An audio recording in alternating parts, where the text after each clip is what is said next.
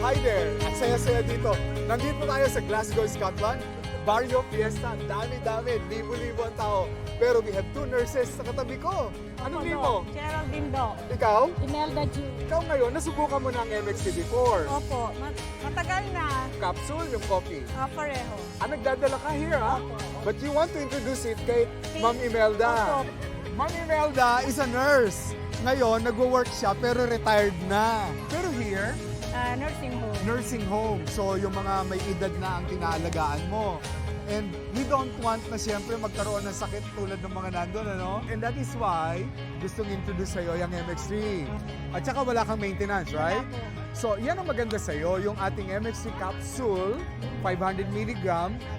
Alam mo, you can take it as your vitamin. Di ba nagba-vitamin ka? Yes. Ang kagandahan ng MX3 capsule natin, natural. At saka, Filipino. Tama, di ba? Filipino nga. Support Eh, the Filipino. Yes. Thank you! Thank you, Thank you, MX3!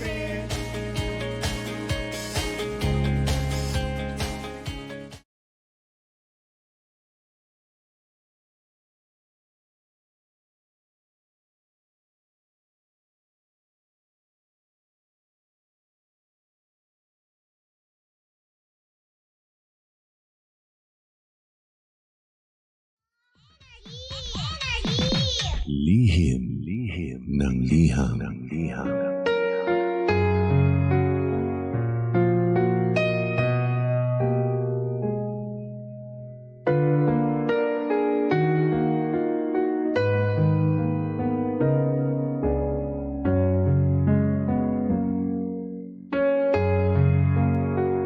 Mahal kong Lindsay. Hi! Ako nga po pala si Queenie. 27 years old. At nagkakilala po kami ng boyfriend ko sa aking previous work. Alam mo, DJ Lindsay, sagad po hanggang langit ang nararamdaman kong pagmamahal sa boyfriend ko. Siguro dahil alam ko na loyal and faithful din siya sa akin.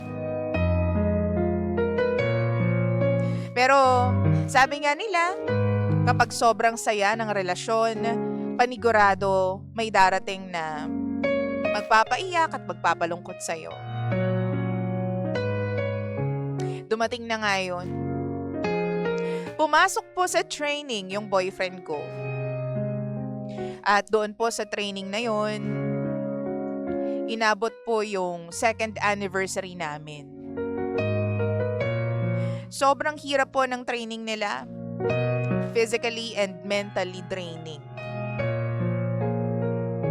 Bawal po silang lumabas at bawal gumamit ng kung ano-anong gadgets tulad ng cellphone, laptop, or tablet. Pero kahit ganun pa man, mas lagi kong iniisip yung kalagayan niya at ng parents ko since only child lamang ako. Alam mo, DJ Lindsay, doon sa training na yon, natuto akong magdasal. Pinagdarasal ko siya palagi. Sana po kahit saan siya datnan, maging safe siya. Nagdarasal talaga ako araw-araw. Sana maging maayos yung kalagayan niya. Minsan naman, DJ Lindsay, may time na nakakasingit siya ng cellphone. At pag nangyayari yun, kinokontak niya agad ako para sabihin sa akin kung gaano na niya ako kamiss. Kung gaano niya ako iniisip araw-araw, longing for the day na mahawakan niya muli ang kamay ko.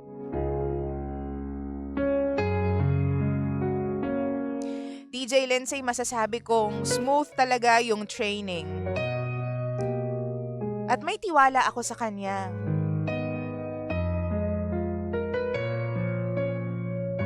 Pero, nung nangyari na yung graduation, doon ko napatunayan kung totoong mahal niya talaga ako. Kasi sobrang saya. Alam mo yung nakahanap ka ng partner na sasamahan ka talaga sa paghihirap mo. Siya yun eh. Sabi ko, balang araw, magkikita ulit or maibibigay ko ulit sa'yo lahat ng mga patunay na mahal kita. Oras, affection, ibibigay ko lahat sa'yo yun. Pero DJ Lindsay, nagkahiwalay din kami ng lugar kasi ako naman po ay nadestino sa iba. Pero dahil nga po sa ayokong mawala yung relationship namin, sinikap kong umuwi halos every weekend. Aaminin ko, mas madalas kaming nagsasama kesa sa dalawin ko yung mga magulang ko o yung pamilya ko. Pero nagbago ang lahat ng yon nung nag-away kaming dalawa. Nag-get together kasi kami ng mga previous co-workers ko. Siyempre, nag-inom, tapos nakatulog.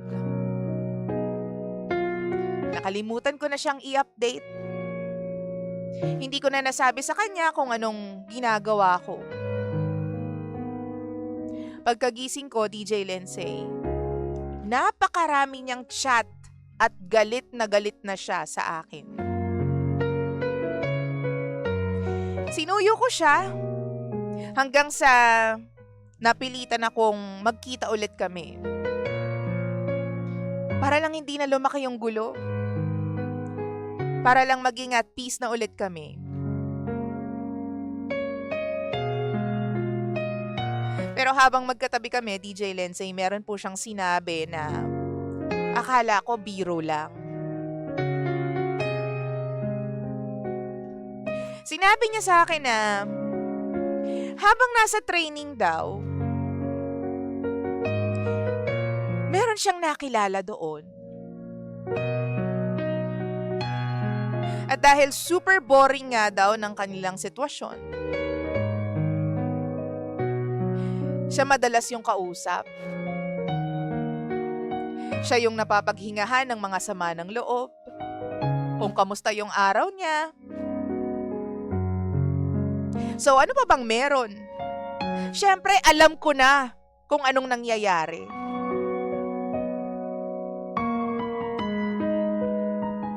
At hindi lang yan.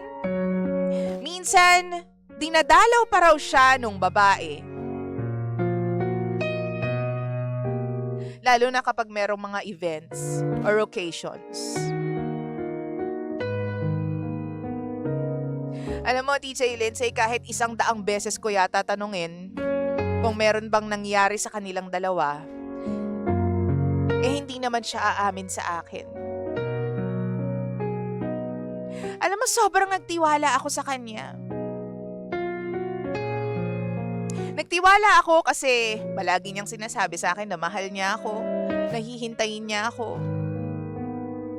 Tapos napaka-relihiyoso pa niya.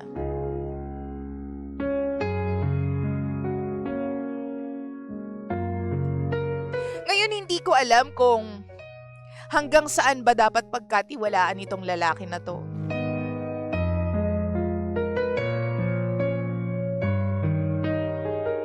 Alam mo yung hindi ko alam kung ano pa ba yung tama at totoo sa lahat ng sinasabi niya sa akin.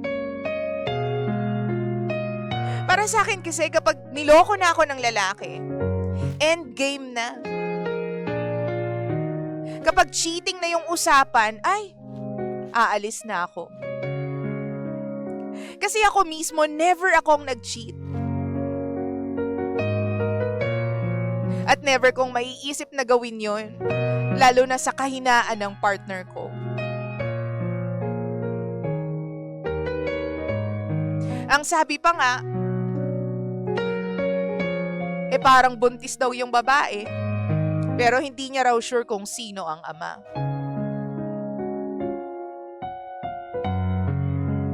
But why do I have this feeling na parang siya yung tatay nung dinadala ng babae?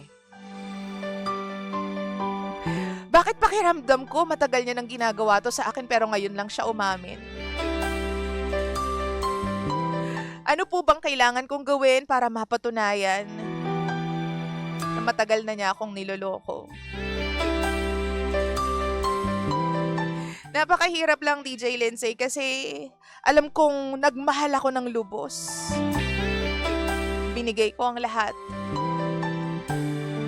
Pero kulang pa pala. Minsan natikman